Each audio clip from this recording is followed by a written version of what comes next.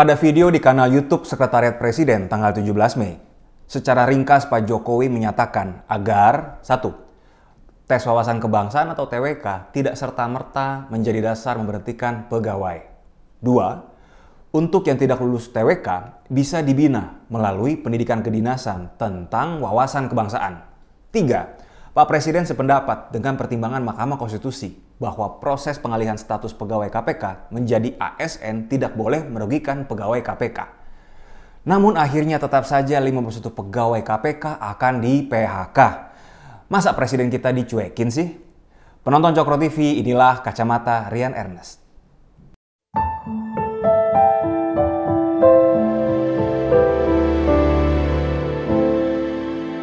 Keputusan PHK kepada 51 pegawai KPK tidak sesuai dengan arahan Pak Presiden. Padahal Pak Presiden meminta pihak yang terkait, khususnya KPK, Menpan ARB, dan Kepala BKN untuk merancang tindak lanjut kepada yang tidak lulus tes dengan prinsip-prinsip yang diarahkan Pak Presiden di video itu. Buat yang mau nonton video Pak Presiden, ini linknya di atas. Kenapa Pak Presiden dicuekin ya? Padahal dengan revisi Undang-Undang KPK di 2019, KPK berada di bawah rumpun eksekutif, meskipun tetap independen. Menpan ARB dan BKN juga jelas-jelas ada di bawah Presiden secara langsung. Pertanyaan besar, kenapa pimpinan KPK, Menpan ARB dan BKN tetap ngotot PHK orang dengan format tes yang diduga banyak kejanggalan? Di video saya terdahulu, kita sempat kupas sedikit soal tes wawasan kebangsaan yang berisi dugaan pertanyaan-pertanyaan yang aneh. Keanehan tidak cukup hanya dalam tes tertulis TWK, yang ada soal etnis Cina, penista agama, dan homoseks, yang tidak ada kaitan dengan kesetiaan terhadap negara kita. Saat sesi wawancara TWK, pewawancara juga tidak mengenalkan diri mereka. Padahal ini standar loh sebelum ada wawancara psikotes. Dan tidak mau memberikan nama mereka saat ditanya pegawai KPK. Saat wawancara, pegawai KPK ada yang ditanya tentang seks bebas, threesome, orgi. Ada juga yang ditanya, mau nggak lepas jilbab? Bahkan pegawai KPK ada juga yang diajak nikah siri. Dan ada yang disuruh pilih antara Al-Quran atau Pancasila. Pertanyaan yang absurd. Apakah seperti ini pertanyaan tentang wawasan kebangsaan? Lagian misalkan ada pegawai KPK yang tidak lolos TWK karena tidak setuju dengan revisi Undang-Undang KPK. Begini, wajar saja seseorang memiliki pikiran dan pandangannya tentang sesuatu hal, seperti saya yang membuat video ini. Dan Anda yang punya opini setelah menonton video saya sampai tuntas. Apalagi banyak dari mereka masuk KPK karena independensi KPK yang diduga terpengaruh dengan adanya revisi Undang-Undang KPK. Kalau pegawai KPK ada pendapat tentang itu, ya sah-sah saja dong sebagai manusia berakal. Sama juga kalau ditanya, apakah pegawai KPK setuju dengan Undang-Undang ITE? Ya wajar saja kalau tidak setuju Undang-Undang ITE. Wong, Wakil Menteri Hukum dan HAM kita saja secara terbuka bilang kalau Undang-Undang ITE itu bermasalah secara pengaturan pidananya. Akan beda ceritanya kalau tidak setuju dengan revisi Undang-Undang KPK lalu merealisasikannya dengan cara melawan pelaksanaan dari undang-undang tersebut. Itu baru membangkang produk hukum yang sah namanya. Yang suka tidak suka dihasilkan dari kesepakatan antara unsur eksekutif, pemerintah, dan legislatif. Orang-orang seperti inilah yang tidak layak diangkat menjadi aparatur sipil negara. Di sisi lain, bahaya banget kalau lewat TWK, daya kritis dan kebebasan dalam berpikir dianggap sebagai barang haram. Padahal birokrasi kita haruslah segar, energik, dan kreatif. Bukan cuma manut, bermental asal bapak senang, ABS. Kita ini mesin kerja sipil, bukan mesin kerja militer yang harus tegak lurus atas ke bawah. Infonya, penyusun TWK adalah BKN bersama BIN, Badan Intelijen Strategis TNI, Pusat Intelijen TNI Angkatan Darat, Dinas Psikologi TNI Angkatan Darat, dan BNPT.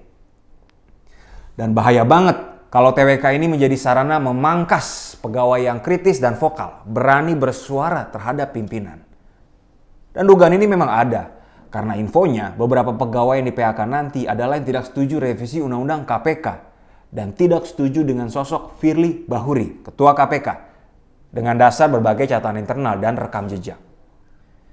Jangan-jangan orang kayak gue kerja di KPK mungkin kena pangkas TWK juga. Ini bukan soal KPK lemah atau kuat, bos. Ini soal PHK karyawan dengan cara yang disertai tanda tanya besar. Kepala BKN bilang bahwa pegawai KPK yang tidak memenuhi aspek Pancasila, Undang-Undang Dasar, NKRI, dan pemerintah yang sah tidak bisa lagi diselamatkan. Miris, pengabdian kepada negeri bertahun-tahun tapi di PHK hanya oleh tes 4 jam lamanya. Padahal napi terorisme yang terbukti membunuh dan membantai sesama anak bangsa saja masih ada loh program deradikalisasi. Jangan lupa, Firly Bahuri Ketua KPK punya program melatih napi korupsi menjadi agen anti korupsi. Uang pajak kita dipakai untuk melatih mereka-mereka yang terbukti secara hukum meyakinkan merampok uang negara. Ketua KPK yang ini lebih sabar kepada koruptor daripada pegawainya sendiri. Lagian emangnya gampang, bos, cari kerja sesudah dinyatakan gak lulus TWK. Label radikal atau Taliban akan nyantol di pikiran calon bos yang baru nanti. Jangan lupa sejarah. Diskriminasi secara ekonomi yang dialami mereka yang diduga terkait dengan PKI. Mereka mengalami kesulitan mencari kerja. Inilah yang menurut saya unsur zolim dalam pemotongan pegawai KPK menggunakan TWK yang bermasalah. Masa depan mereka suram. Meski jumlah mereka hanya 3% dari pegawai KPK, tapi setiap individu ini adalah warga negara Indonesia yang juga memiliki tanggungan nafkah. Adilkah ini? Daripada pihak yang pro dan kontra dengan 75 pegawai KPK terus berspekulasi dan berkonspirasi, sudahilah ini semua. Spirit KPK adalah transparan dan akuntabel. Konsekuen dengan itu saja, sebaiknya hasil TWK secara lengkap dibuka kepada publik atau setidak-tidaknya perwakilan pegawai.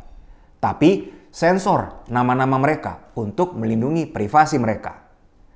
Patahkan anggapan banyak pihak kalau TWK ini cuma akal-akalan pimpinan KPK saja.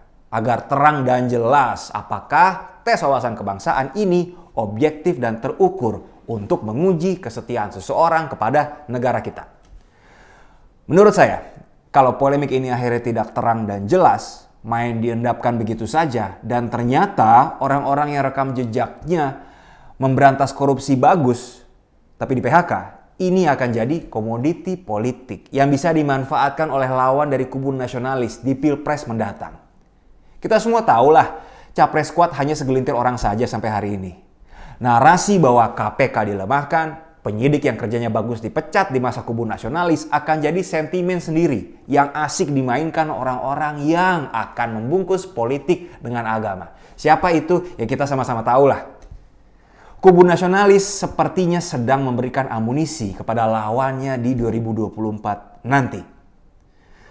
Secara ketatanegaraan pun, saya menyayangkan arahan pimpinan tertinggi negara kita, Pak Presiden Joko Widodo, yang tidak diikuti oleh bawahannya.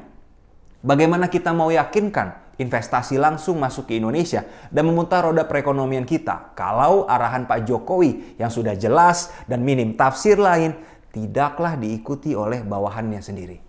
Ini soal kepastian hukum dalam tata negara kita.